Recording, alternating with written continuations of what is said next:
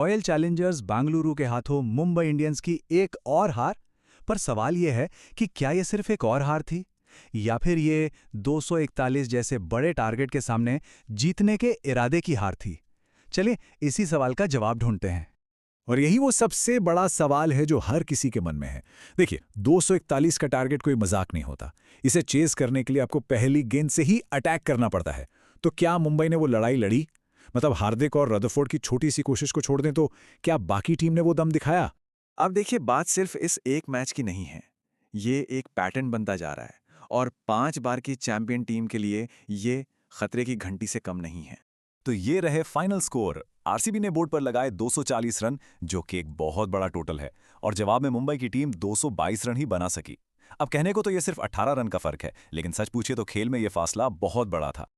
और जरा इन आंकड़ों पर नजर डालिए। ये कहानी को और भी साफ कर देते हैं। एक जमाना था जब एमआई आरसीबी पर हावी रहती थी, लेकिन अब पासा पूरी तरह पलट चुका है। पिछले 8 में से 6 मैच आरसीबी ने जीते हैं। मतलब अब ये कोई बराबरी की टक्कर नहीं रही। तो मैच में असली फर्क कहां पर आया? ये सिर्फ स्किल या टेक्निक की बात नहीं थी।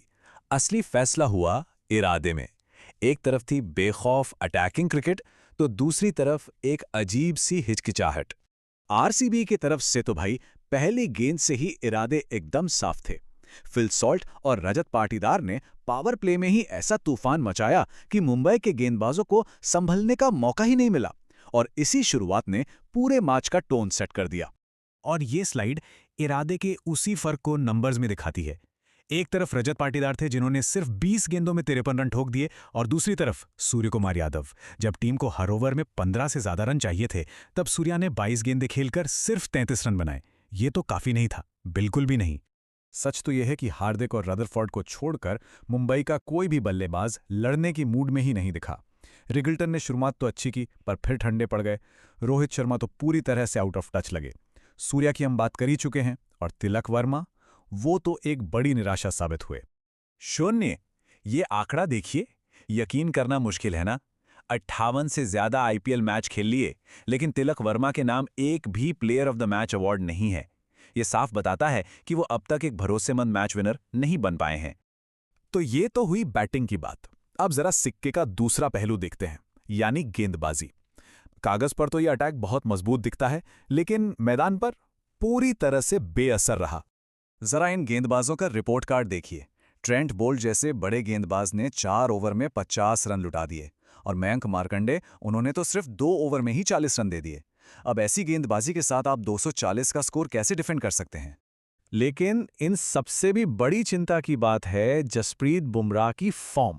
आपका मेन बॉलर, आपका तुरुप का इक्का, अगर लगातार 4 मैचों में एक भी विकेट ना ले पाए तो ये टीम के लिए बहुत बड़ा झटका है। और जहां एक तरफ मुंबई के गेंदबाज रन लुटा रहे थे, वहीं दूसरी तरफ थे आरसीबी के कृणाल पंड्या। अपनी पुरानी टीम के खिलाफ क्या कमाल का किफायती स्पेल डाला। ना सिर्फ रन रोके, बल्कि उस वक्त पर विकेट भी लिया जब एमआई को उसकी सबसे ज्यादा जरूरत थी। तो ये सब देखकर एक बड़ा सवाल उठता है, क्या ये सिर्फ एक हार जीत से ज्यादा कुछ है? क्या हम क्रिकेट में एक जनरेशनल शिफ्ट देख रहे हैं, जहां पुराने बड़े नाम अब नए बेखौफ टैलेंट के सामने फीके पड़ रहे हैं? न्यूज़ बुक का ये कोट देखिए, सूर्या अब एक आउटडेटेड खिलाड़ी की तरह लगते हैं। ये सुनने में काफी कठोर लग सकता है, लेकिन जब आप उनकी धीमी पारी की तुलना रजत पाटीदार की तूफानी पारी से करते हैं, तो इस बात में थोड़ा दम नजर आता है। और इसी नए जमाने के क्रिकेट का चेहरा है रजत पाटीदार। जरा उनके आंकड़े तो देखिए, लगता है कोई वीडियो गेम चल रहा हो।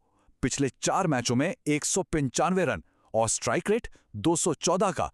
यह दिखाता है कि टी20 क्रिकेट अब किस लेवल पर पहुंच गया है। और जाहिर है इस तरह के प्रदर्शन का असर सिर्फ आईपीएल तक नहीं रहता। अब सवाल सीधे टीम इंडिया के सिलेक्शन पर उठने लगे हैं। क्या अब वक्त आ गया है कि इन फॉर्म खिलाड़ियों जैसे कि पाटीदार और श्रेयस अय्यर को सूर्य कुमार और तिलक वर्मा की जगह टीम में मौका मिले? तो कुल मिलाके ये मैच सिर्फ 40 ओवर का एक खेल नहीं था। ये शायद आईपीएल के पावर स्ट्रक्चर में एक बहुत बड़े बदलाव का संकेत दे रहा है। आरसीबी का फंडा अब एकदम क्लियर और सिंपल है। निडर क्रिकेट खेलो, टॉस जीतो या हारो, फर्क नहीं पड़ता। अगर पहले बैटिंग कर रहे हो तो 250 से ऊपर का सोचो, और अगर चेस कर रहे हो तो ये मानकर चलो कि कोई भी टोटल हासिल किया जा सकता है। ये जो एटीट्यूड है ना, यही उनकी सबसे बड़ी ताकत है।